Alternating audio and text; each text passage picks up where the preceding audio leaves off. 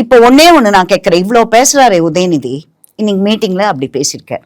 ஏன் அன்பில் இருக்கட்டும் யாரா இருக்கட்டும், அந்த ஒரு நிருபர ஒரு எம்எல்ஏ கரூர்ல பழனியாண்டி அடித்து பிடித்தி, அதுவும் என்ன பேரை வச்சுக்கிட்டு பாருங்க, அவர் இந்த மாதிரி பேரை வச்சுக்கிட்டு அடிச்சு உதச்சு எல்லாம் பண்ணாங்களே, ஏன் அதை பத்தி பேச மாட்டேங்கிறாங்க யாருமே? எஃப்ஐஆர் போடவே இல்லையே.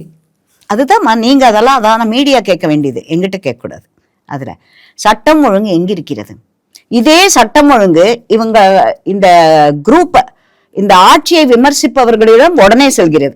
இவங்களுக்கு ஜால்ரா போடுறவங்க, இவங்களுக்கு தப்பு பண்றவங்க, பழனியாண்டி மேல நீங்க சொல்ற மாதிரி ஏன் இன்னும் எஃப்ஐஆர் போடல? ஏன் அதே மாதிரி அந்த பையன் ஒருத்தனை அடிச்சு போட்டப்போ முந்தானேத்தி வந்துடுது, அந்த பையன் அஜித், அதுக்கு என்ன ஆக்ஷன் எடுத்திருக்காங்க? அந்த அம்மா பேர்ல எஃப்ஐஆர் போட்டு ஏன் அரெஸ்ட் பண்ணல அந்த அம்மா? இன்னும் நீதிமன்றமே சொல்லியிருக்கா, ஆனா இப்போ வரைக்கும் அதை செய்யவே இல்லை. அதுதான், இதெல்லாம் பத்தி உதயநிதி பேசணும். அவருடைய அலமாரியில் இருக்கும் அழுக்குகளை, தூசிகளை, ஒட்டடைகளை பற்றி அவர் முதலில் பேசட்டும்.